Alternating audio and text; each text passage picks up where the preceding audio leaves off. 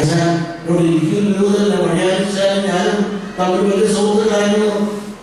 മണിയാശാൻ പണ്ടുത്ത് പറഞ്ഞതിന്റെ പേരിൽ ജയിലാക്കിയപ്പോൾ അദ്ദേഹത്തിന് വേണ്ടി ശക്തമായ ഭാഷ സംസാരിച്ച് യുവനാഥിൽ 2 ലക്ഷം മണിയാശാനെ ഇന്റർവ്യൂ ചെയ്യിച്ച് പ്രശ്നപ്പെടുത്തിയത് ഞാൻ തന്നെയായിരുന്നു.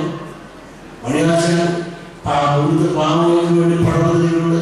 ഒരു കാലഘട്ടത്തിൽ അദ്ദേഹത്തിന് ദൈവദാത്തമായ പ്രവർത്തനങ്ങൾ സമൂഹത്തിലും ഇല്ലായ്മ വളരെയധികം പ്രചോദനം നൽകിയിട്ടുള്ള ഒരു നല്ല വ്യക്തിയാണ് അദ്ദേഹം.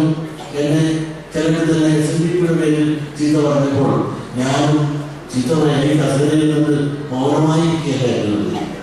എന്നെ ചീത്ത പറയുമ്പോൾ ഞാനും ഒന്നും നല്ലപോലെ ചീത്ത പറഞ്ഞാൽ അറിയാവുന്നതും ഞാൻ പഠിച്ച ഭാഷയിൽ ഞാനും മണിയാശാൻ പഠിച്ച ഭാഷയിൽ മണിയാശാനും അങ്ങോട്ടും ഇങ്ങോട്ടും പറയും.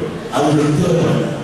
ഞാൻ സഭയുടെ കസേരയിരിക്കുമ്പോൾ എന്നെ എന്ത് ചീത്ത പറയണം? മണിയാശാൻ കൊണ്ടും ശാന്തി വേലയും ശാഖാപ്രവർത്തനങ്ങളും ഒക്കെ ആയിരുന്നു എന്ന് പറഞ്ഞിട്ടുള്ളതാണ്. മാത്രമല്ല മണിയാശാൻ ദുഃഖം വന്നപ്പോൾ നമ്മൾ മാത്രമേ ഉണ്ടായിരുന്നു.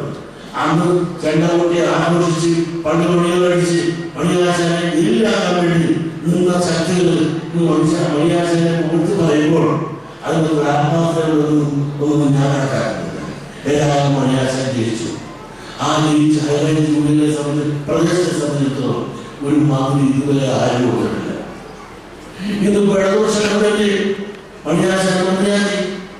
മണിയാശാൻ ഇന്നലെ നിങ്ങളുടെ മണിയാശാനായിരുന്നെങ്കിൽ ഇന്നിപ്പോ മണിയാശാൻ നിങ്ങളുടെ കേരളത്തിലെ വിദ്യുശക്തി വകുപ്പ് മന്ത്രി തൊട്ട ചോക്കടിയുന്ന വകുപ്പിന്റെ മന്ത്രിയാക്കി അദ്ദേഹത്തെ പിണറായി സാറ് തെരഞ്ഞെടുക്കുകയാണ്. അതോടെ നിങ്ങളുടെ സ്വകാര്യ സ്വത്തായി നിങ്ങൾക്ക് കണ്ടിരുന്ന മണിയാശാൻ ഇന്ന് കേരളത്തിന്റെ ഉത്സവത്തായി മാറിയിരിക്കുകയാണ്. അതുകൊണ്ട് അംഗീകരിക്കാം, അഭിമാനിക്കാം. അദ്ദേഹത്തിന് ഒരു സ്വീകരണം കൊടുക്കുന്നതിനോ അതിന് പക്ഷേ ഇത് വേറെ നിങ്ങൾക്ക് ഗവർണർ അങ്ങോട്ട് പോകരുത്, നിങ്ങൾക്ക് പോകുക. ഇതൊന്നും ഞങ്ങളാരുതല്ല. ഈ രാജ്യത്ത് നീതി നിശ്ചയിക്കപ്പെടുമ്പോഴാണ് നിങ്ങളുടെ രാഷ്ട്രീയം മാറണമെന്ന് ഞങ്ങളെ പറയാറില്ല. നിങ്ങളുടെ രാഷ്ട്രീയം നിലനിന്നുകൊണ്ട് തന്നെ